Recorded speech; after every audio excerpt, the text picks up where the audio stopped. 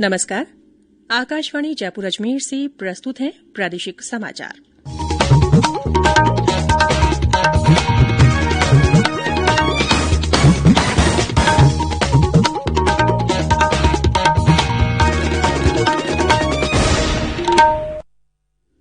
मुख्य समाचार। प्रदेश में एक ही दिन में अब तक के सर्वाधिक 1,41,233 लोगों ने ली कोरोना वैक्सीन की पहली डोज। उच्च न्यायालय ने आरपीएससी को आरएएस भर्ती 2018 के पूर्व में जारी परिणाम के आधार पर प्रक्रिया पूरी करने को कहा। एकल पीठ के आदेश को किया रद्द। भारतीय स्टेट बैंक 6.7% की ब्याज दर पर देगा आवास ऋण। और प्रदेश में बाल अधिकार संरक्षण को बढ़ावा देने वाले लोगों को दिए जाएंगे नेहरू बाल संरक्षण पुरस्कार।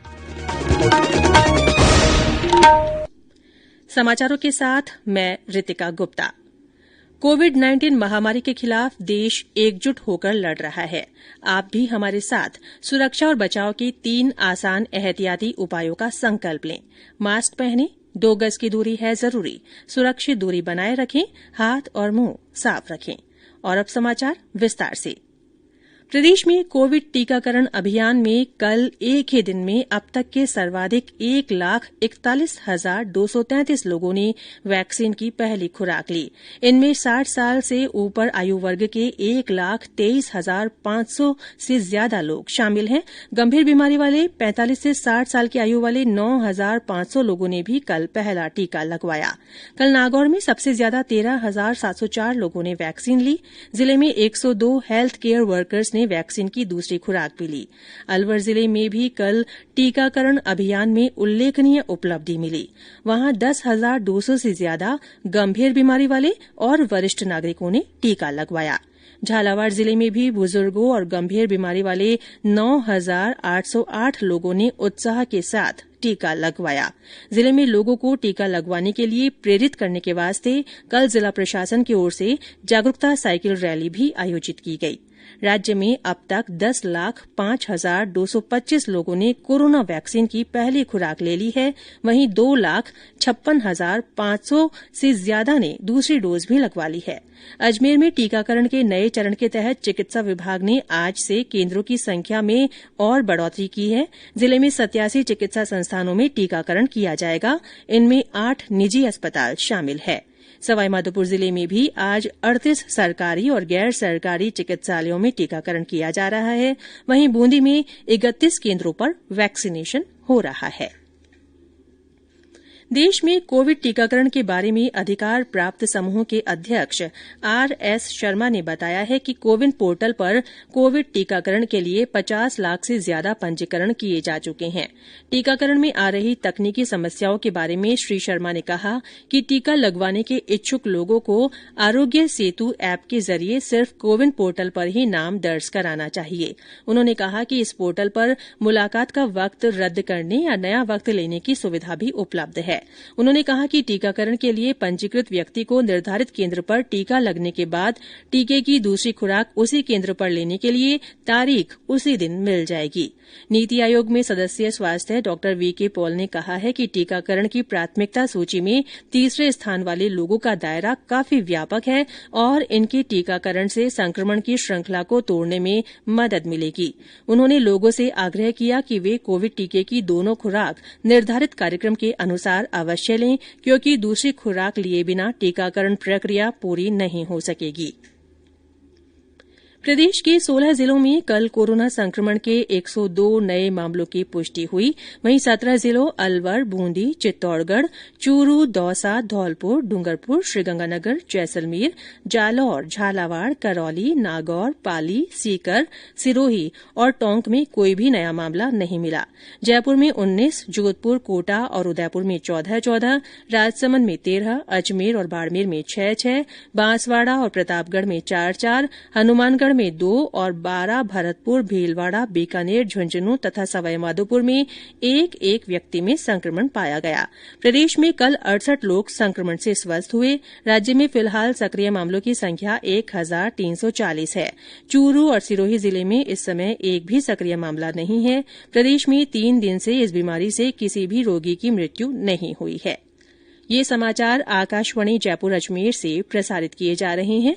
समाचार अभी और भी हैं, उससे पहले ये संदेश। चलो मिलकर एक शुरुआत करें, चलो एक फैसला आज करें, मास्क नहीं तो टोकेंगे, कोरोना को रोकेंगे, चलो एक इरादा करते हैं, चलो कुछ वादा करते हैं, मास्क नहीं तो टोकेंगे, कोरोना को रोकेंगे। प्रादेशिक समाचारों में फिर से आपका स्वागत है। केंद्र सरकार की ओर से कोरोना के प्रति जागरूकता लाने के लिए जन आंदोलन चलाया जा रहा है। इसी के तहत आकाशवाणी जयपुर के समाचार बुलेटिनों में प्रसारित की जा रही विशेष श्रृंखला जनता का संदेश, जनता के नाम के तहत सुनिए हमारे श्रोता का संदेश। नमस्कार आकाशवाणी सुनने वालों को, मेरा नाम अनिल है और मैं जैसलमेर राजस्थान से बोल रहा हूँ। मेरा आप सबसे हाथ जोड़ के यही निवेदन है कि कोरोना की जो गाइडलाइन दी गई है उनका सख्ती से पालन करें और अफवाहों पे विश्वास न करें। जय हिंद, जय भारत। आकाशवाणी के अन्य श्रोता भी कोरोना जन जागरूकता आंदोलन से जुड़ सकते हैं। हमारे ऐसे श्रोता भी अपना संदेश भेज सकते हैं जो कोरोना वैक्सीन ले चुके हैं। इसके लिए आपको अपना संदेश रिकॉर्ड कर या टाइप कर हमारे व्हाट्सएप नंबर 9414052368 पर भेजना है। उच्च न्यायालय की खंडपीठ ने आरएएस भर्ती 2018 की मुख्य परीक्षा का परिणाम दोबारा जारी करने के संबंध में दिए एकल पीठ के आदेश को रद्द कर दिया है। इसके साथ ही खंडपीठ ने आरपीएससी को कहा है कि वह मुख्य परीक्षा के पूर्व में निकाले गए वर्गवार परिणाम के आधार पर भर्ती प्रक्रिया पूरी करे।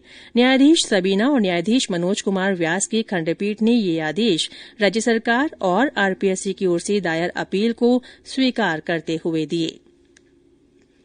भारतीय स्टेट बैंक ने आवास ऋण पर ब्याज दर 6.7% कर दी है। बैंक ने कहा है कि 75 लाख रुपए तक का गृह ऋण लेने वालों के लिए ब्याज की दर 6.7% और 75 लाख से अधिक का ऋण लेने के लिए 6.75% रहेगी। ब्याज दरों में छूट कर्ज लेने वाले लोगों के लिए सिबिल स्कोर पर निर्भर करेगी। ये छूट 31 मार्च 2021 तक लागू रहेगी और इसमें प्रोसेसिंग फीस पर 100% की छूट मिलेगी। अंतर्राष्ट्रीय महिला दिवस के अवसर पर ऋण लेने वाली महिलाओं को 5 आधार अंकों की विशेष छूट दी जा रही है। राजस्थान माध्यमिक शिक्षा बोर्ड की वर्तमान शिक्षा सत्र की सीनियर सेकेंडरी के नियमित विद्यार्थियों की प्रायोगिक परीक्षाएं 1 अप्रैल से शुरू होंगी। ये 30 अप्रैल तक चलेंगी, जबकि स्वयं पाठी विद्यार्थियों की परीक्षा 26 अप्रैल से शुरू होगी। बोर्ड के अध्यक्ष डॉ डीपी जारोली ने बताया कि 12वीं के विज्ञान और कला वर्ग के 11 विषयों की प्रायोगिक परीक्षाओं के लिए बोर्ड ने लगभग 10,000 परीक्षकों की नियुक्ति की है। लद्दाख के लेह में ड्यूटी के दौरान शहीद हुए झुंझुनू के जवान लांस नायक विक्रम सिंह का आज उनके पैतृक गांव भोड़की में पूरे राजकीय सम्मान के साथ अंतिम संस्कार किया जाएगा। जिला कलेक्टर उमरदीन खान ने बताया कि शहीद की पार्थिव देह को गार्ड ऑफ ऑनर दिया जाएगा। जिले के प्रभारी मंत्री डॉ सुभाष गर्ग भी भोड़की गांव में शहीद विक्रम सिंह की पार्थिव देह पर पुष्पांजलि अर्पित करेंगे। प्रदेश में बालक बालिकाओं के अधिकारों के संरक्षण को बढ़ावा देने वाले लोगों को प्रोत्साहित करने के लिए नेहरू बाल संरक्षण पुरस्कार दिए जाएंगे। मुख्यमंत्री अशोक गहलोत ने इसके लिए वित्तीय स्वीकृति और इसके दिशा निर्देशों के प्रारूप को मंजूरी दे दी है। इस पुरस्कार योजना का वार्षिक वित्तीय भार लगभग 5.5 लाख रुपए होगा, जिसे किशोर न्याय निधि से वहन किया जाएगा। खेल राज्य मंत्री अशोक चांदना ने कहा है कि खेलों और खिलाड़ियों को दी जा रही सुविधाओं से राजस्थान खेलों के क्षेत्र में देश के शीर्ष 3 राज्यों में शामिल होगा। श्री चांदना कल कोटा जिले में आयोजित क्रिकेट प्रतियोगिता के समापन समारोह को संबोधित कर रहे थे। इस अवसर पर खेल मंत्री ने कहा कि राज्य सरकार प्रदेश में क्रिकेट को बढ़ावा देने के लिए लगातार प्रयास कर रही है। इसी क्रम में सरकार ने क्रिकेट को राज्य सूची में शामिल किया है। और अंत में मुख्य समाचार एक बार फिर। प्रदेश में एक ही दिन में अब तक के सर्वाधिक 1,41,233 लोगों ने कोरोना वैक्सीन की पहली डोज ली है। उच्च न्यायालय ने आरपीएससी को आरएएस भर्ती 2018 के पूर्व में जारी परिणाम के आधार पर प्रक्रिया पूरी करने को कहा है। एकल पीठ के आदेश को रद्द कर दिया है। भारतीय स्टेट बैंक 6.7% की ब्याज दर पर आवास ऋण देगा। और प्रदेश में बाल अधिकार संरक्षण को बढ़ावा देने वाले लोगों को नेहरू बाल संरक्षण पुरस्कार दिए जाएंगे। इसी के साथ प्रादेशिक समाचार बुलेटिन समाप्त हुआ। हमारा अगला बुलेटिन हिन्दी में दोपहर 12:30 बजे प्रसारित होगा। नमस्कार।